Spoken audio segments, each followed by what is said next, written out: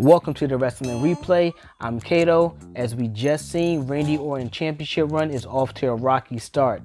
Not only has the Fiend set his sights on that WWE title, but Drew McIntyre is also more determined than ever to regain that title back. After a brutal Claymore kick out of nowhere, the Miz seen the perfect opportunity to cash in.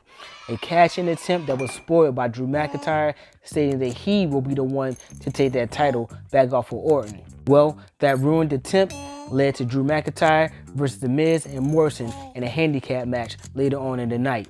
The target on Randy back seemed to be growing bigger and bigger. It doesn't help that in a few short weeks, he'll be going up against a Roman Reigns that seems to be unstoppable, which could leave Randy open for another Miz cash-in attempt. Speaking of Survivor Series, the Men's Raw team is almost complete. The self-proclaimed captain of the team, AJ Styles, decided to gather his team down to the ring when Braun Strowman managed to make his way down as well.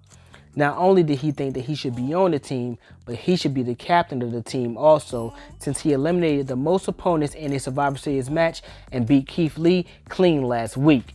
Well, Keith Lee and Sheamus had something to say about that, seeing as though they had to qualify in matches to be on the Men's Raw team, and AJ came up with a bright idea. At the end of the day, Raw now has a new member, well, a new monster of the team, Braun Strowman, after being victorious in a hell of a triple threat match. The Raw Tag Team Champs appear to have found themselves a new contender for their tag titles. Check it out.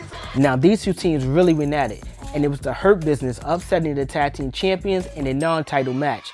This has to put them at the top of the list as far as #1 contender goes for those tag team titles. So tonight we got to see some advancement in the tag team title scene, something that I have been keeping my eye on ever since the draft. Without there being so many, true tag teams, I really wish they would just make it one tag team title that's defended on both brands. The match with the Hurt Business wasn't a bad match at all. That's not the issue here, but there's just not too many teams like true tag teams on the Raw roster, neither the SmackDown roster for that matter. So it just makes sense to have one, true tag team champions that's just jumping from brand to brand. I'm glad that the Hardy and Elias feud finally seems to be over, and if you caught my Raw replay last week, I called this match down to the T. I said they would definitely throw something like a guitar on the pole type match, and that's exactly what they did, ironically. I'm glad these two hopefully should be able to move on with their singles careers, possibly opening up the door for Hardy and Riddle to become a tag team. Retribution seems to have their sights set on Ricochet now. I'm not exactly sure where they're going with this group, what they want to do with this angle. And it's sad because when they first debuted, they had so much promise. Like, it caught everyone's attention. And it's sad because it was a group that was being built, week after week after week. It was like the storyline was slowly coming together. But once the pieces fell into place, it fell apart. It's like they didn't know where to go after they said, okay, this is Retribution. It's like they had no plan of ever having this group to do anything.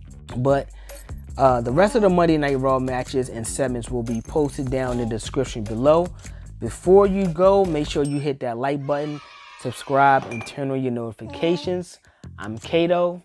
Peace.